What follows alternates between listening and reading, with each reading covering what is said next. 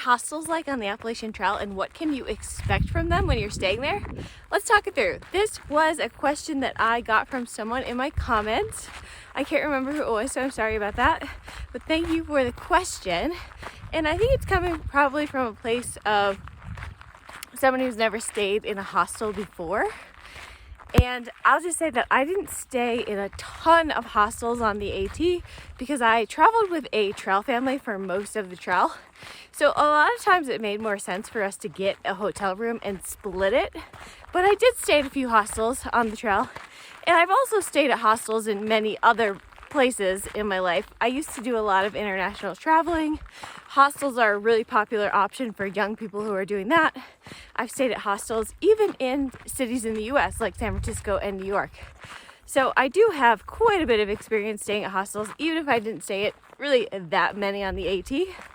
But in this video, I'm going to talk about my experience staying at hostels on the AT, which ones were my favorites, what you can expect when you're staying at a hostel, etc. By the way, I'm out hiking today at Hall Ranch in Lyons, Colorado. It's a beautiful spring day in Colorado today, and this is the Nighthawk Trail. I like to do the Nighthawk Trail here because no bikes are allowed on it. And before we get started, I would just like to ask you to kindly subscribe to my channel if you're not already for more hiking, backpacking, Appalachian Trail, and Colorado content. I'll be hiking the Colorado Trail this summer, so if that's a trail you're interested in, definitely subscribe to my channel. And also check me out over on Instagram at Audie Payne for more real-time updates. There are so many hostels along the AT. So hostels are like hotels, but they're usually a bit smaller. And the draw of hostels tends to be that they have bunk rooms in them where you can stay in a bunk room for much cheaper than you can get a hotel room. So if you're traveling solo and you don't want to spend $100 or more on a hotel room every time you go stop in a town and want to get a shower and sleep in a bed for the night, a hostel is a really great option. Usually I would say for a night in a bunk room in a hostel, typically it costs probably around like $30. It can be a little cheaper, it can be a little more expensive, but I would say that's the typical cost. So if you think about that versus paying over $100 a night in a hotel room, a hostel is a much more affordable option. The downside, of course, is you're going to be sleeping in a bunk room with a lot of people, and I will tell you what, there are a lot of snorers on the AT. And when I stayed in hostels, I definitely was exposed to snorers. So if you are a light sleeper, a bunk room at a hostel may not be for you. The other downside is that you tend to be sharing a bathroom with all of these people that you're sharing a bunk room with. So I will say that you can often get private rooms in hostels as well for a higher fee. And a lot of times with those private rooms, you'll still end up having to share a bathroom. So often they will, though, be still cheaper than getting a hotel room. So that's kind of the draw there. Like, okay, you might not get your own bathroom, but you can get a private room and it's still going to be cheaper than getting a hotel room. You can also sometimes get smaller bunk rooms in hostels. Say instead of staying in a bunk room with 10 people, you might be able to get one just for 4 people. Say you're traveling with 3 other people, that might also be a good option. And most of the time for these bunk rooms, you're just paying per person instead of paying by the number of people that are in this room. And another draw of a hostel is that a lot of them have kitchens that are accessible to anyone that is staying there. So if you get to a town and you don't want to go like buy restaurant food, like you're a person who likes to cook, you want to eat some fresh stuff that you cook yourself, a hostel is also a good option for that because generally they do have a kitchen that anyone can use, along with, you know, dishes and silverware and plates and all that good stuff, which of course, unless you're upgrading to a fancy suite or something in a hotel, you're obviously not going to get that. Some of the nicer hostels have add-ons that you can buy when you get there, such as sodas or frozen pizzas or things like, or meals or things like that. Some hostels will also accept packages for you. Usually you have to be staying there for them to accept a package. Sometimes there will be a small fee to accept the package. I would just call ahead to the hostel before you actually have something sent there to make sure they're okay with accepting packages. But like I said, many are. So if you need to get a piece of gear ordered, if you're getting a care package from someone you love, etc., often you can get these sent to hostels ahead of your stay. Many hostels also offer shuttle services, which again, like often you have to pay extra for these, but they'll shuttle you to a grocery store or a Walmart or an outdoor store or whatever, someplace that you can resupply and get the things that you need. A lot of hostels are built into old houses. There is a range. I even saw some quote unquote hostels that really were just like sheds built out in the middle of nowhere, like oversized sheds. I didn't stay in any of those myself. I tended to stay in just the nicer, more upscale hostels, if you will. But there's definitely a range of how nice hostels are and what you're getting when you get there.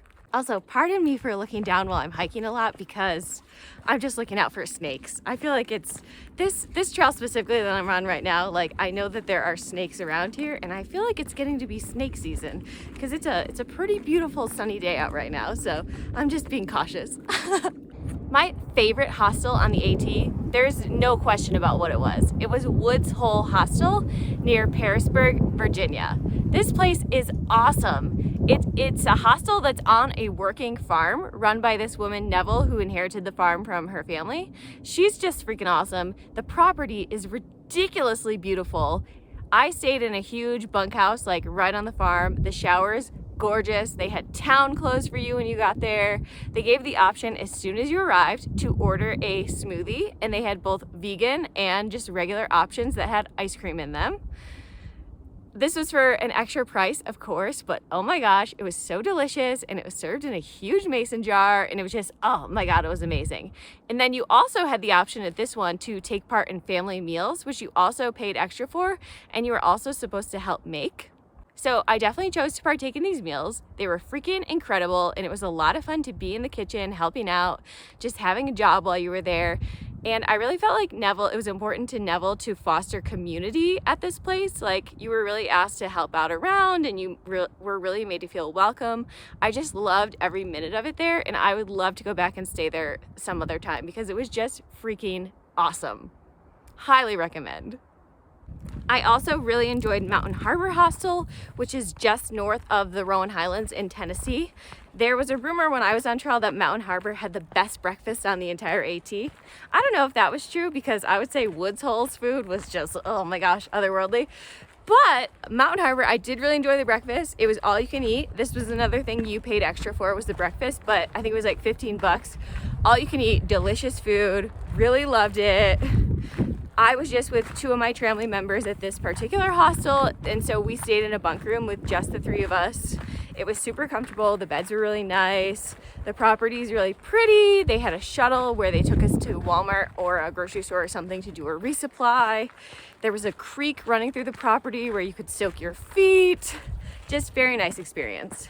And then the other one that I will point out that I just really, really loved was Shaw's Hostel, which is just south of the 100-mile wilderness up in Maine. And it's run by Poet and Hippie Chick. They're two former AT thru hikers, and they now have like the most adorable little family. Their hostel is run out of this old big farmhouse with a nice huge yard. I just actually didn't even stay inside. I just stayed on the property in my tent, so I just paid like 12 bucks or something for that. And it's in walking distance to town, so you can resupply really easily from there. And you can pay extra to take part in an all-you-can-eat Maine blueberry pancake breakfast while you're there, which I did, which was so good, so delicious, so awesome, and just what you need before going into the 100-mile wilderness, which of course is kind of what they say is kind of the most rustic, like true wildernessy part of the entire AT, which I would probably agree with. 100-mile wilderness is just freaking awesome, by the way. But you do either have to pay a hefty fee to get a food drop in there, or you have to carry your food for the entire 100 miles. So it's nice to fuel up before you get on in there. And Poet and Hippie Chick are just like the coolest. Poet's such a dad figure, like he loves to give hikers advice before you go into the 100-mile. They both clearly love the trail and the trail community. It's just a really nice experience there as well. And I should also note that a lot of hostels will have laundry facilities where you can pay to do your laundry. And so Shaw's was definitely one of those where even though I was staying outside of my tent, but I still got to do some laundry while I was there, and they had town clothes for all the hikers. One other really nice thing about hostels is that like they're really catering to hikers. Like the hostels on the AT are for AT hikers. It's not like no one else can stay there, but they're really for AT hikers. Whereas, you know, if you're staying at hotels on the AT, like those really aren't for hikers. You know, they're for anyone that's passing by, anyone that's traveling, and hikers are not their number one priority. Whereas with hostels, hikers often are their number one priority. Not all hostels have laundry facilities though, so sometimes if you're staying at a hostel, you're still gonna have to go to the laundromat or something to wash your clothes, wash them in the shower, wash them in the bathtub. It can sometimes be frustrating to find laundry facilities, but it'll be okay. I definitely did experience some hostels that I didn't love. They were a little on the dirtier side, or one hostel in particular I'm not going to name just because I don't want to be mean to the businesses or anything like that, and I don't know if they're still this way a few years later, but one particular hostel that I stayed at, there were like 30 people staying there, and there was only one bathroom for all of the 30 people. And it's like your main priority when you go into town and you're staying at a hostel or a hotel is you want to get a freaking shower. You don't want to wait behind 30 people in line to take a shower. So I didn't have a great experience for sure at all the hostels that I went to, but those three that I named, I'm so glad that I got to stay there. They were great experiences, and I would definitely recommend that you stay at least a couple of hostels along your AT journey, just because I do think it's part of the AT experience. So yeah, that is my take on hostels on the AT. If you have any other questions about hostels or hotels or really anything about the AT or hiking or backpacking or whatever, please let me know in the comments. And if you have a favorite hostel on the AT, let me know that as well. All right, you guys, as always, thanks for watching. I really appreciate you being here, and I'll see y'all next time. Bye.